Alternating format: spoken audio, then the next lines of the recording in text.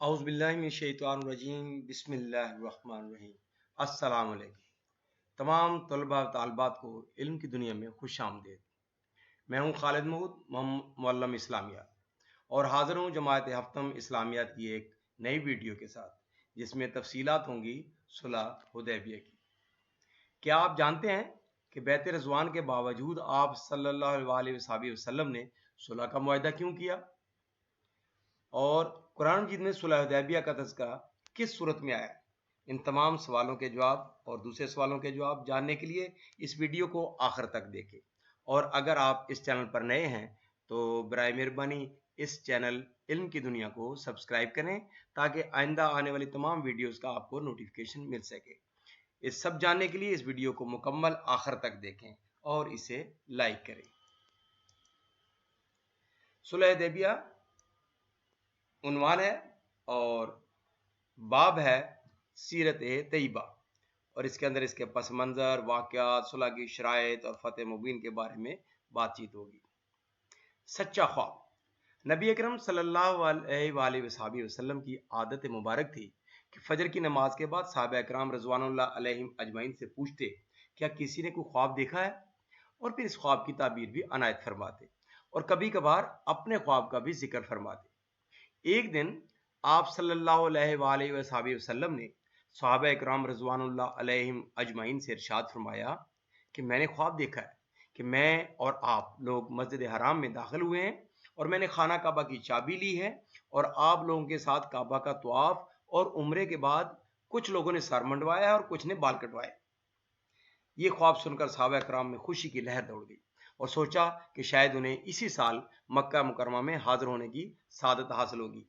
और आप सल्लल्लाहु अलैहि वसल्लम ने भी अपने उम्रे के इरादे का इजहार फरमाया। इस वाक़े को, इस ख्वाब को सूरह अल-फतह की आयत नंबर 27 में इस तरह बयान किया गया है कि हकीकत यह है कि अल्लाह ने अपने रसूल को सच्चा ख्वाब दिखाया जो वाक़े के बिल्कुल मुताबिक है।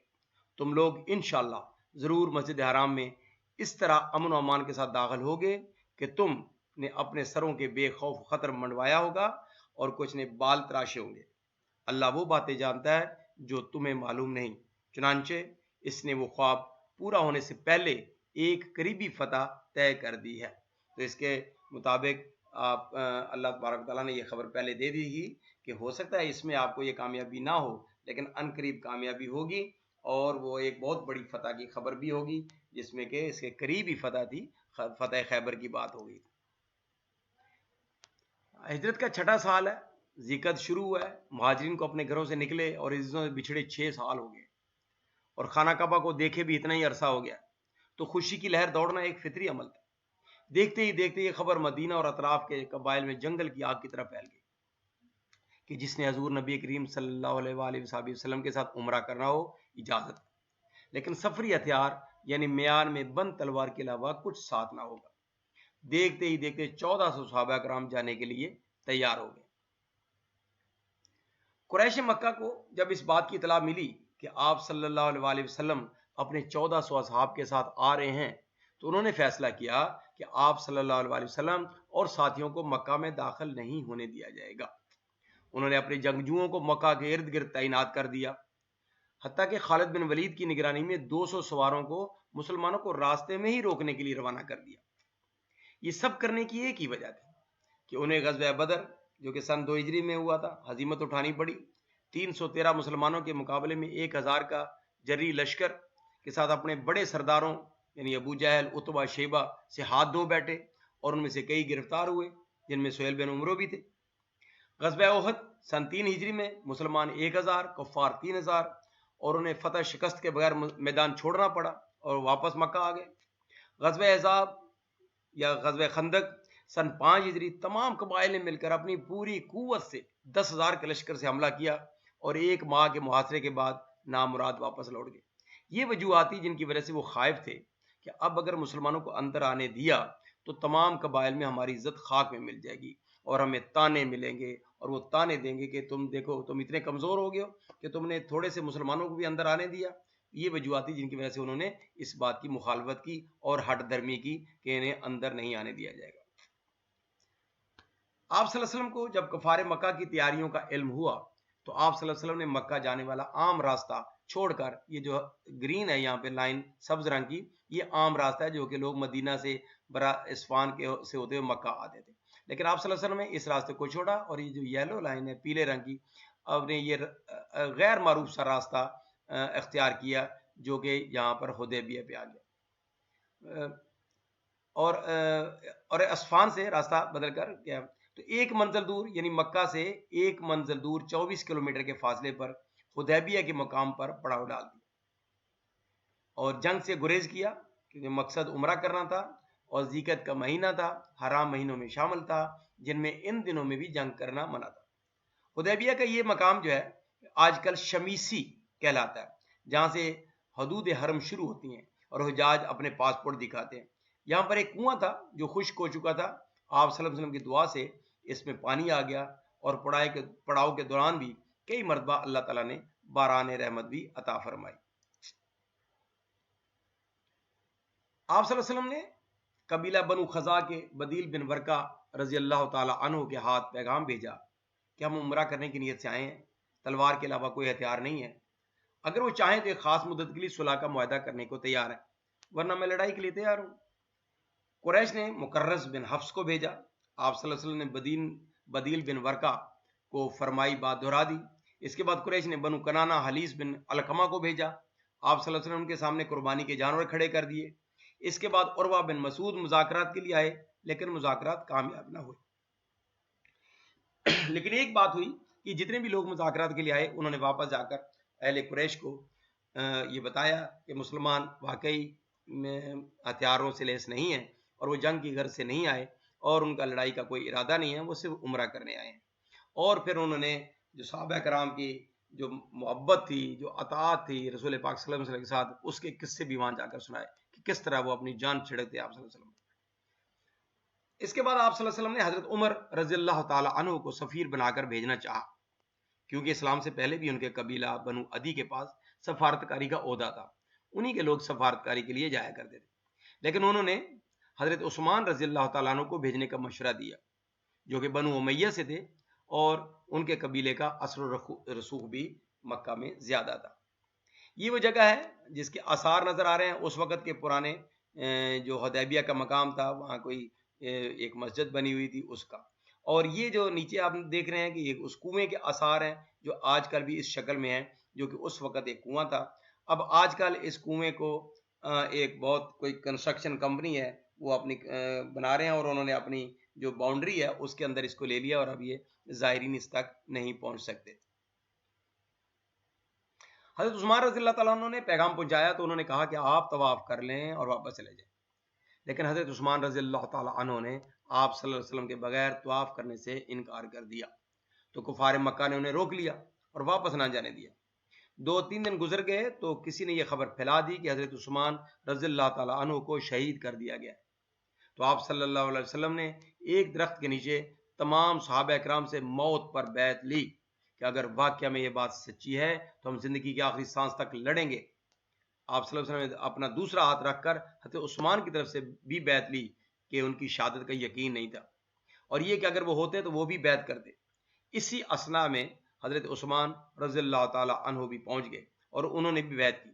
اس بیعت کو بیعت رضوان کہتے ہیں کیونکہ اس کا ذکر قرآن مجید کی سورہ الفتح میں موجود ہے کہ اللہ ان سے راضی ہو گیا، اور اس بیعت کو بیعت الشجرہ بھی کہتے ہیں کیونکہ یہ ایک درخت کے نیچے ہوتی ہے، اس لیے اس کو بیعت شجرہ بھی کہتے ہیں۔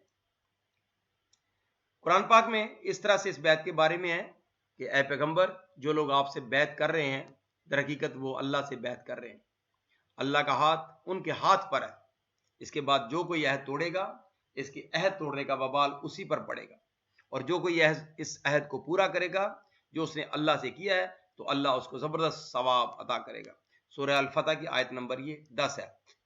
اس کے علاوہ آیت نمبر 18 میں بھی یہی بات ہے کہ یقیناً اللہ ان مومنوں سے بڑا خوش ہوا جب وہ درخت کے نیچے تم سے بیعت کر رہے تھے اور ان کے دلوں میں جو کچھ تھا وہ بھی اللہ کو معلوم تھا، اس لیے اس نے ان پر سکینت اتار دی، یعنی ان کو سکون عطا فرما دیا اور ان کو انعام میں ایک قریبی فتح عطا فرما دی، یعنی قریبی فتح یہاں پر وہ بات ہے پیشن گوئی ہے غزوہ خیبر کی جو کہ اگلے ہی سال ہوئی تھی۔ قریش نے اس کے بعد کیا کیا کہ حضرت سہیل بن عمرو جو کہ غزوہ بدر میں قیدی بھی بنے تھے اور ابھی تک مسلمان نہیں ہوئے تھے کو معاہدے کی دفعات کے ساتھ بھیجا۔ بات چیت کے بعد دفعات طے ہو گئیں۔ حضرت علی کرم اللہ وجہ لکھنے والے تھے۔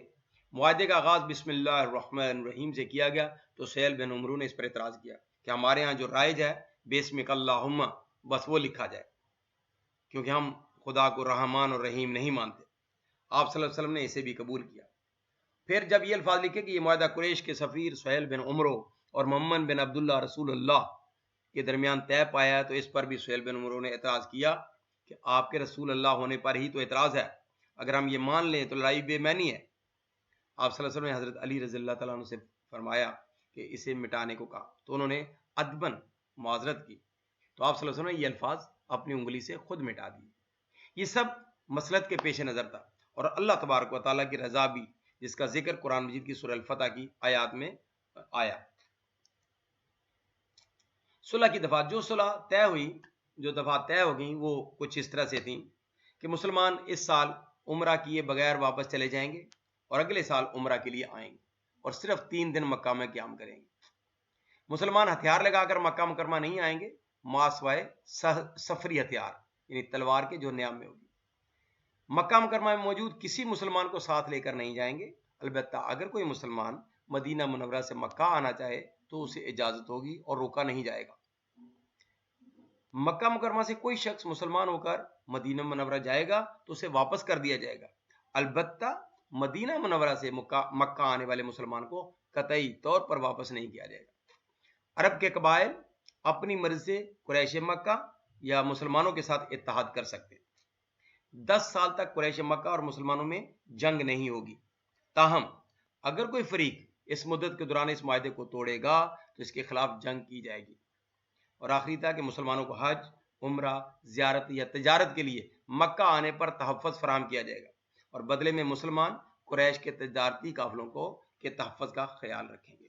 تو یہ وہ دفعات تھیں 7 جن کے اوپر یہ طے ہوا اور دستخط ہوئے، اور ابھی معاہدہ لکھا ہی جا رہا تھا۔ اب بات دیکھیں یہ ہے ایفائے عہد کی کہ ابو جندل رضی اللہ تعالیٰ عنہ جو کہ سہیل بن عمرو کے بیٹے تھے، وہی سہیل بن عمرو جو کہ سفیر بن کر آئے تھے، اور وہ ابو جندل مسلمان ہو چکے تھے اور اس نے سہیل بن عمرو نے انہیں گھر میں قید کر رکھا تھا۔ وہ کسی طرح سے فرار ہو کر بیڑیوں سمیت پہنچ گئے اور مسلمانوں کے ساتھ شامل ہونے کا ارادہ کیا۔ سہیل بن عمرو نے کہا معاہدے کے روز آپ صلی اللہ علیہ وسلم اسے واپس کرنا ہوگا۔ آپ صلی اللہ علیہ وسلم فرمایا ابھی معاہدہ مکمل نہیں ہوا، لیکن وہ نہ مانے اور آپ صلی اللہ علیہ وسلم نے انہیں واپس کر دیا۔ یہ آپ کا ایفائے عہد کا ایک بہت بڑا واقعہ ہے۔ مسلمانوں پر اس صلح کا بہت اثر تھا کیونکہ وہ تھوڑی دیر پہلے تو موت پر بیعت کر چکے تھے۔ ان کے دل اس معاہدے کو ماننے کو تیار نہیں تھے کیونکہ اس کی تمام شرائط ظاہری طور پر مسلمانوں کے خلاف تھی۔ اسی وقت سورہ الفتح نازل ہوئی جس میں اللہ تبارک و تعالیٰ نے اس معاہدے کو فتح مبین قرار دیا۔ انا فتحنا لک فتحا مبینا، اے پیغمبر یقین جانو ہم نے تمہیں کھلی ہوئی فتح عطا کر دی ہے۔ ام المومنین حضرت ام سلمہ رضی اللہ تعالی عنہا جو کہ آپ اس جو لوگ آئے تھے عمرہ کے لیے ان کے ساتھ تھیں، اور بھی 2-3 خواتین تھیں، اس موقع پر بڑی فہم و فراست کا ثبوت دیتے ہوئے آپ صلی اللہ علیہ وسلم کو قربانی کے جانور ذبح کرنے اور بال کٹوانے کا مشورہ دیا تاکہ صحابہ کرام بھی آپ کی اتباع اور اقتداء میں یہ دونوں کام کریں، اور ایسا ہی ہوا اور اس کے بعد مسلمان مدینہ منورہ کی طرف روانہ ہو گئے۔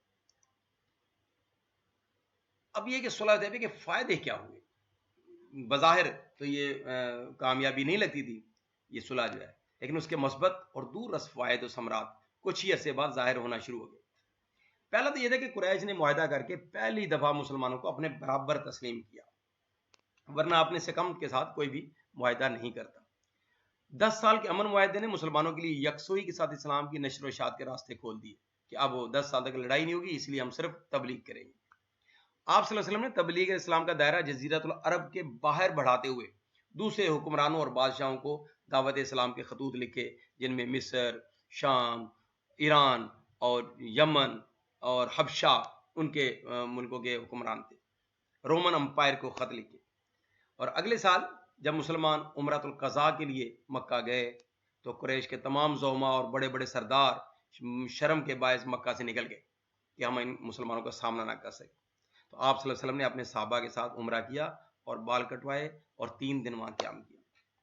سورہ الفتح کی پیشنوں کے مطابق اگلے ہی سال خیبر کی بڑی فتح اور بڑا مال غنیمت حاصل ہوا، اور صرف 22 ماہ بعد یعنی 2 سال سے بھی کم عرصے میں قریش نے خود باد عہدی کی، اور اس کی وجہ سے آپ صلی اللہ علیہ وسلم مسلمانوں کے 10,000 لشکر کے ساتھ مکہ تشریف لائے اور بغیر قتل و غارت کے عظیم فتح نصیب ہوئی اور مکہ فتح ہو گیا. یہی تو لوگ ہیں، یہی لوگ تو ہیں جنہوں نے کفر اختیار کیا اور تمہیں مسجد حرام سے روکا اور قربانی کے جانوروں کو جو ٹھہرے ہوئے کھڑے تھے اپنی جگہ پہنچنے سے روک دیا. اور اگر کچھ مسلمان مرد اور مسلمان عورتیں نہ ہوتی جن کے بارے میں تمہیں خبر بھی نہ ہوتی کہ تم انہیں پیس ڈالو گے اور اس کی وجہ سے بے خبری میں تم کو نقصان پہنچ جاتا تو ہم ان کافروں سے تمہاری صلح کی بجائے جنگ کروا دیتے. لیکن ہم نے جنگ کو اس لیے روکا تاکہ اللہ جس کو چاہے اپنی رحمت میں داخل کر دے. اگر وہ مسلمان وہاں سے ہٹ جاتے تو ہم ان میں سے جو کافر تھے انہیں دردناک دردناک سزا دیتے. تو اللہ تبارک تعالیٰ نے یہی سورہ الفتح میں یہ آیت جو نازل فرمائی اور اس میں صحابہ کرام کے لیے اور آپ صلی اللہ علیہ وسلم کے لیے یہ بتا دیا کہ ہم نے وہاں کیوں نہیں جانے دیا اور یہ صلح ہم نے آپ کی کیوں کروائی کہ اگر آپ کی جنگ ہو جاتی تو کئی لوگ مکہ میں ایسے ہیں جو کہ مسلمان ہو چکے ہیں اندرونی طور پر لیکن آپ کو ان کا پتہ نہیں ہے، اگر لڑائی ہوتی تو وہ بھی اس میں بیچ میں مارے جاتے. پھر اللہ تبارک و تعالیٰ جانتا ہے کہ ان میں سے کئی کفار بھی ایسے ہیں جو کہ مسلمان ہونا چاہ رہے ہیں اور عنقریب وہ مسلمان ہو جائیں گے، اگر آپ کی جنگ ہوئی تھی تو ہو سکتا ہے وہ بھی اس میں مارے جاتے. تو اس لیے اللہ تبارک تعالیٰ نے آپ کو اس لڑائی سے روکا اور صلح کے لیے آپ کو کہا، ورنہ اگر اللہ چاہتا تو آپ کو ان سے جنگ کروا دیتا اور آپ کو فتح بھی دے دیتا. اور یہی وجہ ہے کہ اس کے بعد خالد بن ولید جو تھے اس واقعے کے بعد ہی وہ بھی بعد میں مسلمان ہو گئے تھے. تو یہ تھی ہمارے آج کی یہ باتیں. وما علینا الا البلاغ المبین. امید ہے کہ صلح حدیبیہ کی تفصیلات مندرجات آپ کو پسند آئی ہوں گی اور آپ کو ذہن نشین کر لیں گے. اللہ تبارک و تعالیٰ آپ کے علم میں اور عمل میں برکت عطا فرمائے. اس ویڈیو کو لائک کریں اور اس کو اپنے دوسرے دوستوں اور احباب تک بھی پہنچائیں اور اس میں ثواب میں آپ لوگ بھی شامل ہوں اور اس کار خیر میں حصہ لیں. اللہ حافظ.